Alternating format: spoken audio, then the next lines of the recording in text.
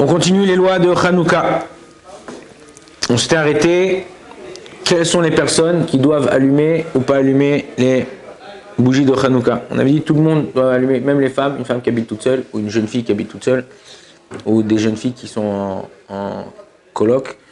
Ouais, ils doivent allumer les bougies de Hanouka. Ils doivent allumer les bougies de Hanouka. Maintenant, tout dépend si ces personnes-là qui sont tout seuls, ou on va parler des soldats, on va parler des Bachor Yeshiva, tout dépend s'ils dépendent financièrement de leurs parents. S'ils dépensent financièrement de leurs parents, alors les parents ils allument, même s'ils n'allument pas à la même heure qu'en Eretz Israël, c'est pour ceux qui sont en Israël. Les parents ils allument, ils acquittent les enfants. Ok? Eux, c'est bien qu'ils soient à la synagogue ou à la yeshiva ou à l'hôtel ou enfin dans l'endroit où ils sont pour écouter la balade, la ka, mais ils ne feront pas de bracha. Ok? Dans la synagogue, on allume la Hanouka entre Mincha et Arvit, on va voir, et on fait la bracha. Même si quelqu'un il sait qu'il va allumer après chez lui, il peut faire Shechianu, la bracha, et quand il rentre chez lui pour voir sa femme et ses enfants, il peut refaire la bracha et Shechianu, tout ça. On va dire, il a écrit une chouva dans Shut Yechavedat. Il explique là-bas pourquoi ça ne s'appelle pas bracha levatala et qu'on peut faire là-bas tout ce qu'on fait à la synagogue, c'est pour pirsoumer ça. Et c'est ça en vérité, Hanouka, tout le but de Hanouka, c'est pour faire savoir et faire grandir le nom d'Akadosh Baruch Hu dans le monde, les miracles qu'il nous fait. La même chose au jour d'aujourd'hui, après tout ce qui nous est arrivé le 7 octobre, Simchat Torah, on a la mitzvah, et ceux qui savent, les soldats, on voit, Baruch Hashem, de plus en plus, les gens ils viennent et ils racontent les miracles qu'Akadosh Baruch Hu, il leur a fait, et qui continue à nous faire, parce que Bémet, on ne sait pas, on ne voit pas, mais c'est un miracle que les Arabes d'Israël, ils ne sont pas levés contre nous, ça veut dire qu'ils ne sont pas ça, Baruch Hashem, que ceux dans le nord, ils ne sont pas aussi levés, ça aurait été, Chas v'Shalom, un carnage. Donc chaque homme, même une femme, les femmes, elles ont été, d'ailleurs, Yehudit, la fille des Maccabim, la fille de Rana Cohen, et elle, c'est elle qui a joué un rôle tournant dans cette histoire de Hanouka. Elle a réussi à détourner le complot des Grecs, et grâce à Dieu, grâce à elle, elle a réussi à sauver une grande partie du Ham Israël. Donc même les femmes, elles sont obligées d'allumer la Hanoukia. Je vous dis, je répète, chaque année je le dis, chaque année je le répète, les gens, ils ne comprennent pas l'ampleur et la grandeur de la chose. Si par exemple, je vais vous donner un exemple, vous allez comprendre. Si par exemple, j'ai pris un billet d'avion, moi et ma femme, ok?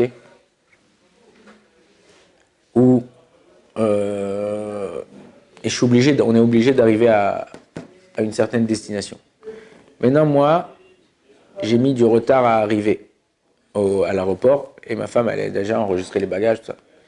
Est-ce que je vais dire non, ne voyage pas parce que je ne suis pas là, et on perd 2 billets d'avion, ou vaut mieux qu'elle voyage, on a un rendez-vous important, un contrat à signer ou gagner, ouais. Vaut mieux qu'elle voyage, au moins qu'elle soit sur place, elle signe le contrat, et que moi, je prendrai l'avion d'après, ou non. Bataille, tout le monde, c'est un imbécile celui qui dit « Ah non, moi je reste là, elle ne voyage pas ». Non, il n'y a pas, c'est au contraire. Au contraire, quand tu sais que tu vas perdre quelque chose, vaut mieux que la personne, elle fasse. C'est la même chose dans Hanouka. Hanouka, des gens, ils travaillent, surtout à Paris. En Israël, ça arrive moins parce que, Baruch Hashem, les gens, ils terminent plus tôt le travail. Même si quelqu'un qui travaille dans une banque à 4h, il est dehors, 4h30 maximum. La mitzvah de Hanouka, c'est d'allumer les bougies à la tombée de la nuit. Ok, à la sortie des étoiles pour les Sfaradim, à la Ashkia, au coucher du soleil pour les Ashkenazim, pour les Sfaradim à la sortie des étoiles. Un homme qui sait qu'il va rentrer à 9h, 10h, 11h, sa femme elle allume pour lui avec bracha et elle la quitte. La même chose, un homme qui voyage à l'hôtel, il est obligé, les gens qui travaillent en France, des places en province, tout ça, ils ne sont pas à la maison. Ouais. Leur femme aussi, elle allume pour eux. Et elle les acquitte de l'allumage de bougies. Pareil pour un Bachur Yeshiva Sfaradi, t'es à la Yeshiva. Tes parents, tu dépends de tes parents, c'est eux qui te payent la Yeshiva. Ben, tes parents, ils allument, ils t'acquittent. À moins que tu sais que tes parents ne sont pas religieux. Et ils n'allument pas du tout la Hanoukia. Tu sais qu'eux, ils n'allument pas à la maison. Alors toi, tu as la mitzvah d'allumer et avec bracha. De toute façon, essaye, quoi qu'il arrive, d'écouter d'écouter la bracha dans un endroit. Quelqu'un qui est aveugle, il y a dans l'âme Israël. J'ai un ami ici, qui habite ici, qui s'appelle Haggai Levi, qui est en Eretz, et qui est là, qui est aveugle. Sa femme, elle est sage-femme. Il y a des mitzvot, il faut savoir, dans la Torah, qu'ils ne peuvent pas accomplir. Okay, les khatrila, on ne le fait pas monter à la Torah. Mais s'il monte à la Torah, il peut monter à la Torah. Parce qu'on a besoin de voir, de lire, d'écouter. Il écoute, mais lire, il ne peut pas voir le texte.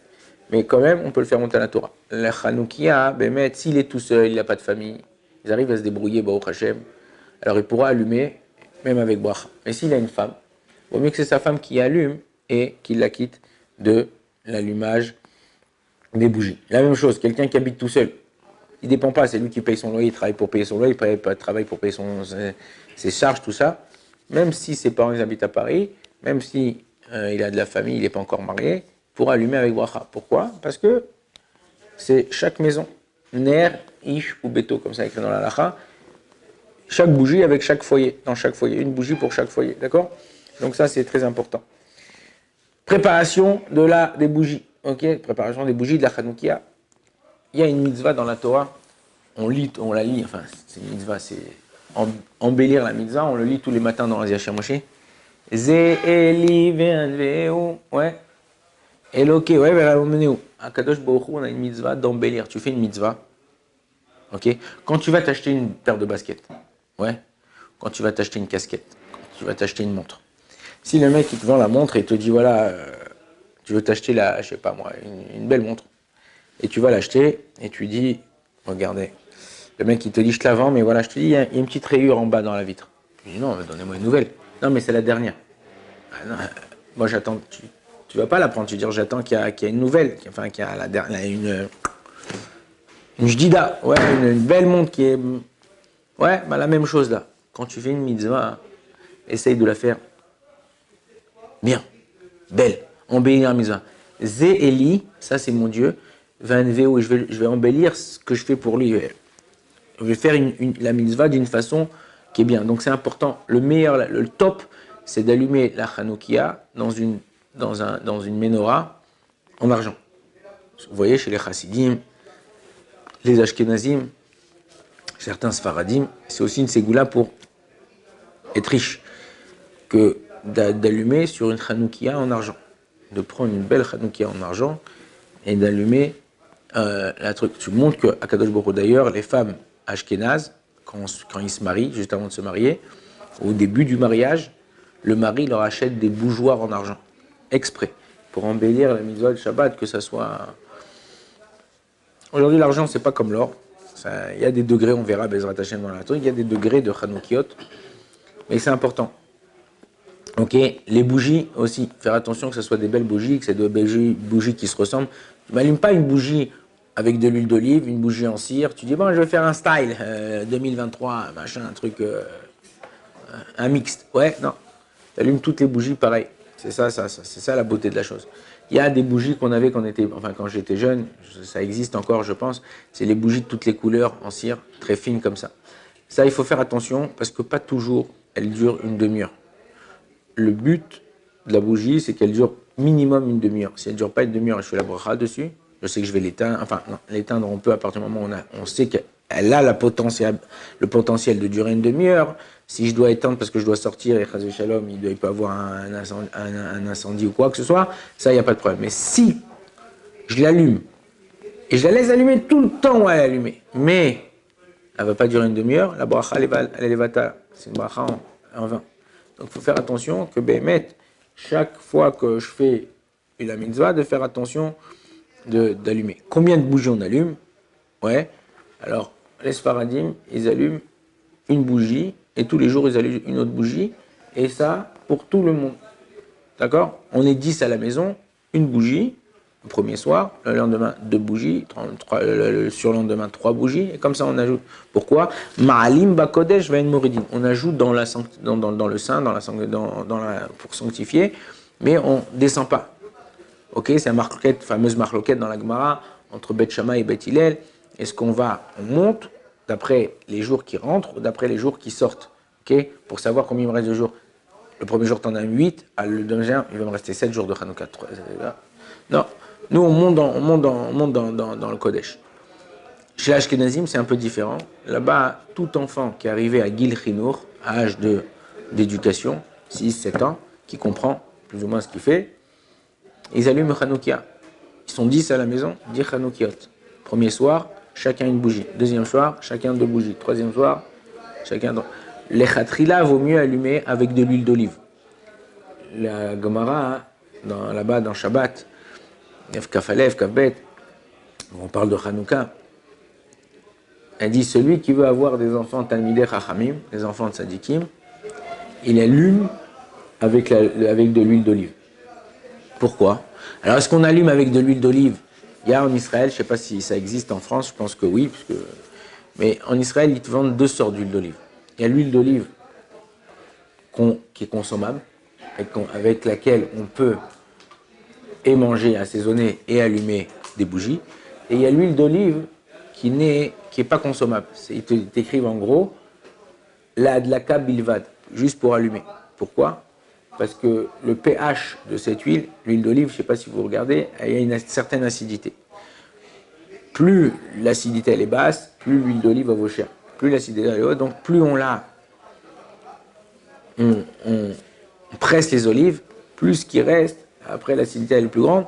Alors ça ne veut pas dire que si tu goûtes cette huile d'olive, ok, moi j'ai voulu savoir une fois, j'ai voulu comprendre. Écrit juste, je prends, je goûte, je vois. Alors oui, c'est vrai que c'est un peu plus acide. Alors ça peut faire peut-être après des problèmes intestinaux, mais encore une fois, c'est pas une huile c'est pas du poison, ok? Donc même cette huile-là, elle est bonne et c'est une mala, c'est mieux que des bougies d'allumer avec cette huile d'olive et de faire la mitzvah avec ça. Pourquoi les enfants pourquoi la Gemara a dit les enfants de Talmidei Chachamim, les enfants de Tzadikim?